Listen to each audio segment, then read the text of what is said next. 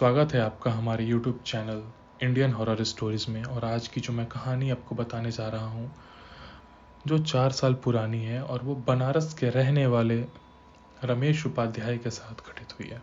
रमेश उपाध्याय वैसे तो रहने वाले गोरखपुर के हैं, बट वो कुछ सालों से, करीब 10 या 15 सालों से वो वाराणसी में रहते हैं।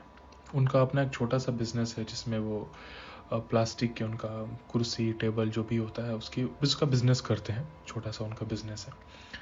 उनकी फैमिली में उनका एक बेटा और एक बेटी है। बेटी बड़ी है और उनकी वाइफ है।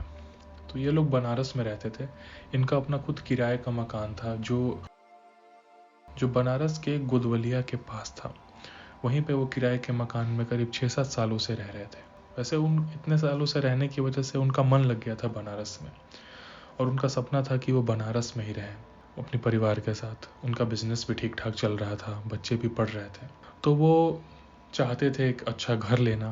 बट अब आजकल हर जगह जो ज़मीन है, घर, वो बहुत काफ़ी महंगे हो गए हैं। तो उनके बजट में उनको कोई घर नहीं मिल रहा था। वो ऐसे ब्रोकर से या किसी ना किसी थर्ड पर्सन के थ्रू ऐसे ट्राई तो करते थे, बट उन्हें घर नहीं मिल पा रहा था। तभी उन्हें एक घर के बारे में पता चला, एक ब्रोकर के थ्रू। वो घर था बनारस में, एक जगह होगा सिगरा, जो बनारस से हैं उनको पता होगा। तो वो घर सिगरा के आसपास ही था। मैं एग्जैक्ट आपको लोकेशन नहीं बता सकता हूँ। तो वो वहाँ पे उनको एक घर के बारे में पता चला, जो घर बहुत ही अच्छे लोकेशन पे था। 2 मंजिला घर था और उस घर में कोई रहता नहीं था। उनका जो उस घर का जो ओनर था वो कहीं दिल्ली या मुंबई में रहता था, भी मुझे एग्जैक्ट नहीं पता, बट वो बाहर रहता था। और वो जो घर था वो काफ़ी सालों से ऐसे बंद पड़ा था, उसको बेचने की बात चल रही थी। तो एक ब्रोकर के थ्रू जब इनको पता चला तो इन्होंने भी उस घर को लेने में इंटरेस्ट दिखाया, क्योंकि उसका प्राइस बहुत कम था, मतलब 20 लाख रुपए। आज के टाइम में 20 लाख रुपए में आपको वहाँ पे सिटी के अंदर एक ज़मीन नहीं मिलेगी, वो काफ़ी महंगा है। वो घर बहुत ही सस्ता था। तो जब उनको इस घर के बारे में पता चला तो उन्होंने इंटरेस्ट लिया लेने का। उनको लगा कि अगर घर अच्छा हुआ तो हम खरीद लेंगे। तो उनको जब घर के बारे में पता चला तो उन्होंने सोचा कि एक बार देखते हैं कैसा घर है। 20 लाख रुपए में 2 मंजिला घर है। पिक्चर्स तो उन्होंने देख रखी थी, ब्रोकर ने फ़ोन में दिखा रखा था। तो उन्होंने ये बात अपनी पत्नी को बताई। तो उनकी पत्नी बहुत समझदार थी, तेज तर्रार थी। तो उनकी पत्नी को थोड़ा डाउट हुआ कि ऐसे लोकेशन पे, बिकॉज वो लोग काफ़ी सालों से बनारस में थे, तो उनको पता था कौन सा लोकेलिटी, कौन सा एरिया कैसा है। उन्होंने बोला वो तो रिहायशी इलाका है, उधर इतना सस्ता घर। उन्होंने बोला कि हमें कुछ गड़बड़ लगता है। बट रमेश जी ने उतना ज़्यादा उस चीज़ को सीरियस नहीं लिया। उनको लगा कि औरतें ऐसे ही सोचते रहती हैं। उन्होंने उनकी बात को सुन के और अनसुना करके वो संडे को, मतलब 2 दिनों के बाद, वो ब्रोकर से मिले और वो घर देखने के लिए गए। जब वो घर देखने के लिए गए, घर पे देखे, करीब टोटल ऊपर नीचे मिला के उस घर में 6 कमरे थे। वो ब्रोकर के साथ दिन में गए, घूम करके आए। हाँ, ब्रोकर अंदर तक गया, बट वो ज़्यादा अंदर नहीं गया। उन्होंने उनको ही भेज दिया और बोला कि आप एक बार अच्छे से पूरा देख लीजिए। ब्रोकर ऊपर नहीं गया, ब्रोकर उस ग्राउंड फ्लोर तक ही था। उसने बोला कि आप ऊपर जाके देख सकते हैं, अब पूरा घर कैसा है क्या है। तो रमेश जी गए, पूरा घर को उन्होंने देखा। उन्हें वो घर बहुत पसंद आया। उस घर में पार्किंग भी थी, वहाँ पे आप एक कार भी रख सकते थे नीचे। ज़्यादा पुराना घर नहीं था वो। उनको वो घर पसंद आया। वो आए, नीचे आने के बाद उन्होंने ब्रोकर से बात की। बोले कि हमें ये घर पसंद है, आप इसके बारे में, इसका जो डॉक्यूमेंटेशन है वगैरह आगे का कीजिए, जैसे भी है। उन्होंने अपना इंटरेस्ट दिखाया और ये बात आकर के उन्होंने अपनी वाइफ को बताई।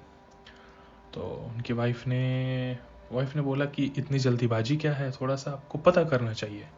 आप बात कर लेते, अगल बगल थोड़ा पूछ लेते, ये घर कैसा है, क्यों बंद है, इतने टाइम से पता करना चाहिए। कभी भी आप जब घर खरीद रहे हो तो आपको पता कर लेना चाहिए आसपास के लोगों से, ये घर कैसा है। तो उनकी बात मान के वो अगले दिन ब्रोकर से बात किए। तो उन्होंने एक गलती कर दी वहाँ पे, और वो गलती ये थी कि उन्होंने ये बात डायरेक्ट ब्रोकर को बताई। तो भाई ब्रोकर है, उसको तो बिजनेस करना है, उसको तो वो घर कैसे भी करके सेल करना है। तो उन्होंने डायरेक्ट ना जाके ब्रोकर के थ्रू ये बात की। और तो ब्रोकर ने क्या किया कि अगल बगल के जो भी उसके अपने लोग होंगे, वो खुद अगल बगल से लोगों को, 3-4 लोगों को लेकर के आया।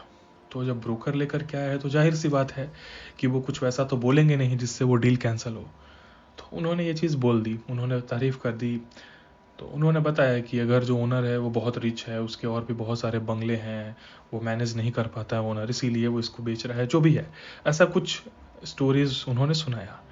तो ये अस्वस्थ हो गए। इन्होंने बात आके अपनी वाइफ को बताई। वाइफ बहुत गुस्सा हुई क्योंकि वो समझदार थी, उन्हें कुछ तो अंदर से लग रहा था। और वैसे भी औरतों में एक सिक्स सेंस होता है जो जिससे वो भाप लेती हैं चीज़ों को। तो उन्हें अभी भी कुछ ना कुछ गड़बड़ लग रहा था, बट रमेश जी को था कि जितना जल्दी ये घर मिल जाए, क्योंकि उनको दिख रहा था कि ये घर बहुत सस्ता है और जाहिर सी बात है 20 लाख रुपए में आपको 2 मंजिला घर मिल रहा है, तो ये एक बहुत बड़ी बात है। खैर, अब जो होना था वो तो हुआ। खैर, उन्होंने अपनी वाइफ की बात को उतना सीरियस नहीं लिया। हाँ, बट उनकी वाइफ ने बोला कि हमें भी वो घर देखना है। अगले दिन दोनों लोग गए, उस घर को देखा, सारी चीज़ें देखी, अगल बगल कैसा लोकेलिटी है, घर में गई, वो देख करके आई ब्रोकर के साथ। आने के बाद उन्होंने आसपास के लोगों से बात करने की कोशिश की, बट ब्रोकर भी तेज तर्रार था, उसको आइडिया हो गया था कि ये कुछ तो होगा, इसलिए उसने पहले ही शायद बात कर लिया होगा अगल बगल को, या उसने 2-4 लोगों को पहले ही इकट्ठा कर दिया था, अगल बगल के पड़ोसियों को। वो आते ही पड़ोसियों ने बोला कि बहुत अच्छा है, आ जाएंगी। तो एक जो पड़ोसी थी उन्होंने बोला कि घर बहुत अच्छा है, काफ़ी टाइम से खाली है, आप लोग आ जाएंगे तो थोड़ी रौनक आ जाएगी। ऐसा करके उन लोगों ने भी इस ब्रोकर के फेवर में ही मतलब घर की तारीफ़ें की। तो एक तरीके से डील डन हो गया, और डील डन होने के बाद उन्होंने सारा कुछ पेपर वर्क देखा किया और उन्होंने वो घर को खरीद लिया। घर खरीदने के बाद 1 महीने उसकी साफ़ सफाई हुई, उसके बाद जो भी उन्हें कराना था उन्होंने कराया।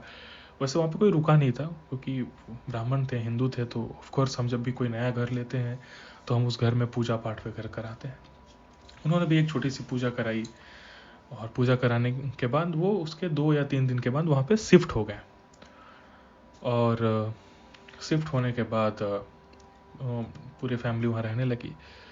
करीब करीब 15-16 दिन तक सब कुछ अच्छा चला, मतलब किसी को कोई दिक्कत, किसी को कोई परेशानी नहीं हुई। लेकिन अचानक ही 15-16 दिन के बाद उनकी जो बेटी थी उसको कुछ चीज़ें महसूस हुई, जैसे कि वो जब उसके घर में चीज़ें वो जहाँ रखती थी वो चीज़ें वहाँ पे होती नहीं थी।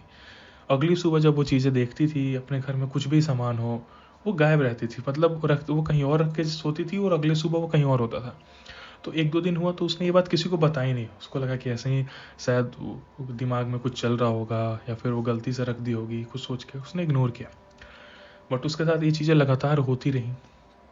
तो एक टाइम के बाद 2 या 3 दिनों के बाद उसको अब डाउट होने लगा। तो उसने एक बार पर्पसली, उस लड़की ने पूरी तरीके से प्लान करके अपने अंदर ही बिना किसी को बताए सब कुछ याद करके चीज़ों को उसने रखा, और उसका उसने वीडियो बनाया अपने मोबाइल में, ये देखने के लिए कि हाँ वो रख रही है। उसने अपने बुक्स को, बैग्स को, उसके पास लैपटॉप था, उसने अपना लैपटॉप सारी चीज़ें एक जगह अरेंज कर दी। उसका एक वो ऐसे वीडियो भी बना रही थी, वीडियो बना के वो चुपचाप रख के वो सो गई। जब वो अगली सुबह उठी तो वो शॉक्ड थी, क्योंकि जहाँ पे उसने वो चीज़ें रखी थी वो बिल्कुल वहाँ पे थी ही नहीं। तब वो कंफर्म हो गई कि कुछ तो गड़बड़ है। उसने ये बात अपने घर पे अपने मम्मी को बताई। जब उसकी मम्मी ने यह बात सुना तो उसकी मम्मी ने भी शेयर किया कि उसकी मम्मी को भी कुछ चीज़ें वहाँ पे महसूस हुई थी। और औरतों के दिमाग में आपको पता है ऐसे स्टोरीज वगैरह चलते रहती हैं उनके माइंड में। उनके और रमेश जी की वाइफ को पहले से ही कुछ ना कुछ डाउट ऐसा था घर को लेके, इतना सस्ता में कैसे मिल गया, क्या रीज़न है। खैर, उन्होंने अपनी बेटी की बात को ध्यान से सुना, और उन्होंने भी बोला कि हम भी किचन में कुछ सामान रखते हैं तो अगले दिन वो वहाँ नहीं रहता है, हमारे साथ भी ऐसा हो रहा है। ये साथ उनके साथ भी ये चीज़ें हुई थी। तो दोनों माँ बेटी बैठ के आपस में बात की, डिस्कस करने के बाद उन्होंने ये बात रमेश जी को बताया। रमेश जी ने उन्हीं दोनों को गलत ठहरा दिया कि तुम लोग के दिमाग में क्या क्या चीज़ें चल रही हैं, ऐसा है वैसा है। उन्होंने उसको लाइटली ले लिया। लाइटली लेने के बाद अब ये क्या होने लगी कि ये चीज़ें और ज़्यादा होने लगी। मतलब समझ जाओ, पहले जो चीज़ें रात में होती थी, जैसे कि आज आपने रखा तो अगले दिन अब वो दिन में भी होने लगी। मतलब अभी आप रख के गए, अगले 1-2 घंटे के बाद आप जब आके देखो तो वो चीज़ें वहाँ से गायब हैं। अब ये फ्रिक्वेंट होने लगी। उसके साथ साथ उन्हें ऐसा महसूस होता रात में कि कोई आधी रात को उनके छत के ऊपर कुछ चल रहा है, दौड़ रहा है। तो ये चीज़ें हुई। तो ये उनकी बेटी को सबसे पहले महसूस हुआ। उसने अपनी माँ को बताया। तो माँ बेटी एक दिन साथ में सोए। वैसे अगल बगल वाले रूम में सोते थे, दोनों भाई बहन एक साथ सोते थे, और माँ मतलब वो दोनों वाइफ हस्बैंड एक साथ सोते थे। तो उस दिन माँ और बेटी एक साथ सोए थे। तो उसकी माँ को भी ये चीज़ें महसूस हुई, तो उन्होंने ये बात रमेश जी को बताई। जब रमेश जी को उन्होंने ये बात बताई तो रमेश जी को विश्वास नहीं हुआ, बट फिर भी वो 50% उनको कुछ ना कुछ डाउट था, क्योंकि उनके साथ भी कुछ ऐसी चीज़ें हुई थी, बट उन्होंने ये चीज़ें शेयर नहीं की थी। जैसे उनके पॉकेट से हमेशा पैसे गायब होते रहते थे। तो एक रात क्या हुआ कि सभी लोग सो रहे थे और रात में अचानक से उनके रूम के बाहर किसी की चलने की आवाज़ आई। फिर अचानक से उन्हें महसूस हुआ कि कोई उनके दरवाज़ा को धीरे धीरे धीरे धीरे नॉक कर रहा है। और तो इस समय क्या था कि वो दोनों वाइफ हस्बैंड साथ में सोए थे और वो जग गए, बट वो दोनों लोग जग के चुपचाप बैठे थे। वो कोई चुपचाप थे, वो कुछ बोल नहीं रहे थे, बस दोनों लोग ध्यान से सुन रहे थे किसकी आवाज़ है। उन्हें साफ महसूस हो रहा था कि कोई उनके उसमें चल रहा है, और ऐसे ऐसे उनके रूम के बाहर कोई चल रहा है और कोई उनके दरवाजे को धीरे धीरे नॉक कर रहा है। उन्होंने कुछ नहीं बोला, वो चुपचाप ध्यान से सुनते रहे। वो काफ़ी डर गए थे, बट चुपचाप वो अंदर ही भगवान का नाम लेते रहे मन ही मन। ऐसा करीब 5 मिनट तक हुआ और 5 मिनट के बाद चीज़ें आवाज़ शांत हो गई। बट अगले दिन वो उठे, उन्होंने अपने बेटे और बेटी दोनों से बात किया, और बात करने के बाद पूछा तो उन्होंने बोला कि क्या तुम लोग गुरु दरवाजे के पास आए थे या बात किए थे? तो उनकी बेटी ने बोला कि हाँ, मुझे डर लग रहा था तो मैं वॉशरूम गई थी, तो मैं आपके दरवाजे पे आई थी। तो इन्होंने ये चीज़ें मान लिया कि लगता है यही थी, बट वो था कुछ और। उन्होंने ये बातें मान ली कि लगता है उनकी बेटी ही होगी जो आई है और दरवाज़ा नॉक की है, लेकिन वो चीज़ें कुछ और थी। अब उन्हें रात में बहुत अजीब अजीब सपने आते थे, बहुत ही डरावने सपने आते थे। उनकी बेटी बहुत डर गई थी, उसे ऐसा महसूस होता कि रात में कोई उसका गला दबा रहा है। तो उन्हें बहुत ज़्यादा नकारात्मकता, मतलब घर में घुटन सी महसूस होने लगी थी। धीरे धीरे ये चीज़ें बढ़ते जा रही थी। तो अब उन्होंने क्या किया कि वो सारे पर फैमिली मेम्बर एक साथ सोने लगे। तो वो ऐसे एक साथ सो रहे थे, चारों लोग एक बड़े वाले कमरे में शिफ्ट हो गए। वहाँ पे उन्होंने 2 बड़ी बड़ी चौकी डाल दी थी, और उसी चौकी को एक साथ अटैच करके चारों लोग आराम से सो रहे थे। 2 दिन, 3 दिन, 4 दिन ऐसे आराम से, कुछ भी उन्हें महसूस नहीं हुआ, कुछ भी चीज़ें सब ठीक थी। 5वें दिन जब वो लोग रात में सोए थे और करीब अचानक से रात के शायद 1:30 या 2 बज रहे थे, इसी के आसपास उनको अपने दरवाजे पे दस्तक सुनाई थी, मतलब कोई नॉक कर रहा है। नॉक करते तो अचानक से उनकी नींद खुल गई। उनकी नींद खुली तो धीरे से उन्होंने अपनी वाइफ को भी इशारा किया। उनकी वाइफ का भी तुरंत खुल गया, बट दोनों शांत थे, और क्योंकि उनको पता था कि उनके अलावा उनके घर में कोई है नहीं। उनके बेटे और बेटी दोनों उनके बगल में सो रहे थे, और वो चुपचाप ध्यान से सुन रहे थे। कोई दरवाज़ा नॉक कर रहा था। नॉक करते करते वो जो भी था वो चलने लगा, आगे पीछे चल रहा था। अब वो जब आगे पीछे चल रहा था तो उन्हें ये चीज़ें महसूस हो रही थी, कोई दरवाजे के पास चल रहा है, और वो चीज़ें एकदम कंफर्म कर लिया। और सबसे ज़्यादा ताजुब क्या हुई कि दरवाजे के नीचे थोड़ा सा वो होता है, जगह होता है एकदम थोड़ा सा, तो उसमें से जहाँ से हल्की हल्की लाइट आ रही थी, शैडो आ रहा था, क्योंकि उधर हॉल में एक छोटी सी बल्ब जल रही थी। उनके रूम के बाहर एक छोटा सा हॉल था, उस हॉल में एक छोटी सी बल्ब जल रही थी। तो उस बल्ब की रोशनी जो थी नीचे नीचे दरवाजे के नीचे से थोड़ी थोड़ी आ रही थी, और उस रोशनी, जो भी रोशनी थी, उस पे साफ उसका शैडो बन रहा था कि कोई दरवाजे के बाहर चल रहा है। तो इन्होंने क्या किया कि हिम्मत करके एकदम धीरे से दबे पांव बेड से उठे, और इन्होंने एकदम आंखें जमीन पे सटा के वो देखने की नीचे से कोशिश की कि बाहर है क्या। और जैसे ही उन्होंने ये चीज़ें किया, उनकी हालत ख़राब हो गई। उन्होंने उधर से भी किसी और को वैसे ही देखते हुए पाया। कोई एक आँख थी जो उन्हें देख रही थी, और वो देखते ही उनकी हालत ख़राब हो गई। उनके मुंह से कुछ आवाज़ नहीं निकली, वो वहीं पे एकदम जम गए। तो तुरंत उनकी वाइफ आते ही उन्होंने उनको ऐसे संभाला। उनके दोनों बच्चे भी जग गए, क्योंकि उनकी वाइफ घबरा गई, क्या हुआ। बच्चे जग गए। उन्होंने लाइट ऑन किया। लाइट ऑन करके उनकी हिम्मत नहीं हो रही थी, चारों ने मिलकर कि दरवाज़ा खोला, बाहर गया तो देखा हॉल में पूरा खाली है, कुछ नहीं है, सब गेट लॉक है। बट वो काफ़ी डर गए थे। अब इतना डरने की वजह से उन्हें समझ में नहीं आ रहा था कि वो क्या करें। तो अब बट उन्हें ये चीज़ें कंफर्म हो गई थी कि कुछ ना कुछ तो गड़बड़ है इस घर में। तो उन्होंने ज़्यादा देरी नहीं की, क्योंकि वो ऑलरेडी वो गांव से बिलोंग करते थे, उन्हें पता था इन सब चीज़ों के बारे में ऐसी होती हैं। तो वो अगले दिन ही वो लोग वहाँ से घर को लॉक किया और वो दोनों लोग, वो पूरी फैमिली वहाँ से वो लोग गाँव चले गए। उनके एक फैमिली पंडित होते हैं ना गाँव में, उनके हर गाँव में एक फैमिली के अपने एक पंडित होते हैं, तो वो भी गाँव गए। तो उनके फैमिली के भी एक पंडित थे जो जाने माने थे, जिनको अच्छा खासा नॉलेज था इन सब चीज़ों का। उनसे उनकी बात हुई। बात होने के बाद उन्होंने, वो गाँव गए, उन्होंने उनसे बात किया। बात करने के बाद उनको पता चला कि, उन्होंने बताया कि ऐसी ऐसी चीज़ें हुई हैं। तो वो काफ़ी डरे हुए थे। तो उन्होंने बोला कि ठीक है, आप हमसे अगले दिन मिलना। अगले दिन आप मेरे जगह पे, जहाँ पे वो पूजा पाठ करते हैं, उनके गांव से थोड़ी दूर पे एक मंदिर है जहाँ पे वो पंडित जी रहते थे, वहीं पे उनका घर भी था। उन्होंने बोला कि आप कल वहाँ पे आना सुबह और हम आपसे बात करते हैं।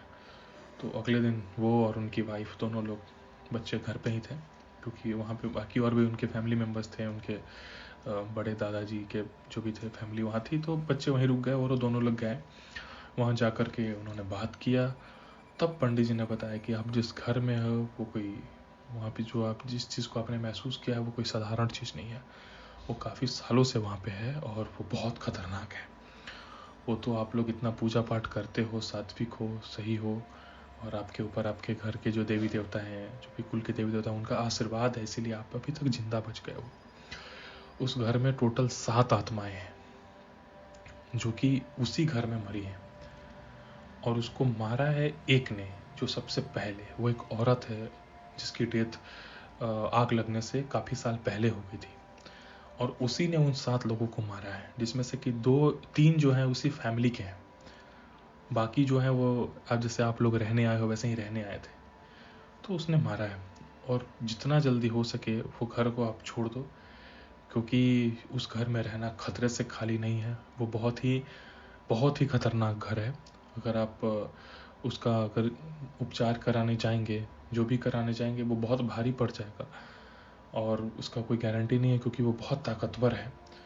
तो उन्होंने ये सारी चीज़ें शेयर की, उनको बताई, बट उन्होंने बोला कि अगर, तो रमेश जी ने बताया कि हम कैसे नहीं छोड़ सकते, हमने वो ख़रीदा, हमने अपनी पूरी जो भी हमारे पास सेविंग्स थी हमने उस घर में डाल दिया है, तो हम छोड़ नहीं सकते हैं, और वो घर सही है, बस आप कुछ उपचार करके बताइए कि उस घर को कैसे ठीक करें।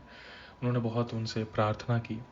तब जाके उन्होंने उनके भी कोई गुरु थे जो काफ़ी बहुत ही वृद्ध थे, शायद वो 80-90 साल के थे, बट बहुत ही जानकार थे, बहुत ही पावरफुल थे वो उनके पास इनको लेकर के गए। वो उनके गांव से करीब 300 किलोमीटर दूरी पे वो रहते थे। उनके पास जब वो अगले दिन गए, वहाँ जाके उन्होंने सारी बातें बताई, सारी चीज़ें बताई। तब जाके वो बहुत इन्होंने रिक्वेस्ट किया, तो वो तैयार हो गए कि ठीक है। फिर वो पंडित जी उनके साथ ही आए। आने के बाद वो इनके घर पे रुके, वहाँ पे गांव पे, और अगले दिन वहाँ से पूरी फैमिली और वो पंडित जी वहाँ से वो लोग बनारस आए। बनारस आए पंडित जी के साथ। वो पंडित जी बहुत ही जानकार थे, वो अपने साथ बहुत सारी चीज़ें लेकर आए थे। जैसे ही पंडित जी घर में घुसे, घर में भी घुसने ही वाले थे, तब तक दरवाज़ा अपने आप अंदर से लॉक हो गया। बहुत कोशिश की है, दरवाज़ा ही नहीं खुला, जबकि बाहर से इन लॉक कर गए थे, अंदर से लॉक हो गया। अंदर से लॉक होने के बाद अभी ये दरवाज़ा खुल नहीं रहा था।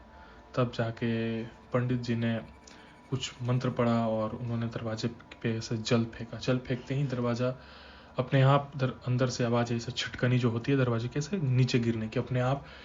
तो जैसे दरवाजे, तो बाकियों की तो हिम्मत नहीं थी। पंडित जी अंदर गए, उन्होंने दरवाज़ा खोला तो अंदर कोई नहीं था। फिर वो घर का मुआवना करने लगे। जैसे ही वो लोग अंदर थोड़ा सा गए, उन्हें किसी के गुर्राने की, किसी की चीखने की एकदम ऐसी आवाज़ ऊपर वाले कमरे से आ रही थी। तो किसी की हिम्मत नहीं हुई थी जाने की, बट पंडित जी वो बहुत ही ज़्यादा ताकतवर थे, जानकार थे। वो गए ऊपर, वो ऊपर गए। उसके बाद उन्होंने किसी चीज़ को देखा था, उन्होंने उससे बात भी किया था। वो उन्होंने उस समय, बट वो पंडित जी ही नहीं देखा था, क्योंकि उनके साथ कोई था नहीं। फिर वो 10 मिनट के बाद पंडित जी ने इन्हें बुलाया, ऊपर गए। उन्होंने कोई जल से शुद्धिकरण किया पूरे घर का। फिर वो वहीं पे रुके, उन्होंने कुछ पूजा और अनुष्ठान किया, और वो 3 दिनों तक लगातार पूजा चलती रही। चौथे दिन हवन वगैरह करके वो पूजा संपन्न हुई, और उसके बाद उन्होंने, पंडित जी ने बोला कि अब आप इस घर में रह सकते हैं, जो भी चीज़ें थी मैंने उसको मुक्त कर दिया है। आप 11, कम से कम 11 ब्राह्मण को भोज कराएं, और दान दक्षिणा दे के आप रह सकते हैं, आपकी पूजा संपन्न है। और इस तरीके से जो भी चीज़ें उन्होंने बताई, रमेश जी ने वो सारी चीज़ें फॉलो की। उन्होंने उनके कहे अनुसार 11 ब्राह्मणों को भोजन कराया, दान दक्षिणा दिया अच्छे से, और उसके बाद सारी चीज़ें अच्छे से होने लगी। अभी फ़िलहाल वो उसी घर में हैं और उन्हें कोई दिक्कत परेशानी नहीं है, सब कुछ अच्छा है। उनका बिज़नेस भी पहले से अभी काफ़ी अच्छा हो गया है। तो ये थी बनारस के रहने वाले रमेश उपाध्याय की कहानी। अगर आपको अच्छी लगे तो आप ज़रूर इसको लाइक करना और अपना रिव्यू ज़रूर देना, अपना फीडबैक ज़रूर देना, और इस चैनल को सब्सक्राइब ज़रूर कर लेना। Thank you.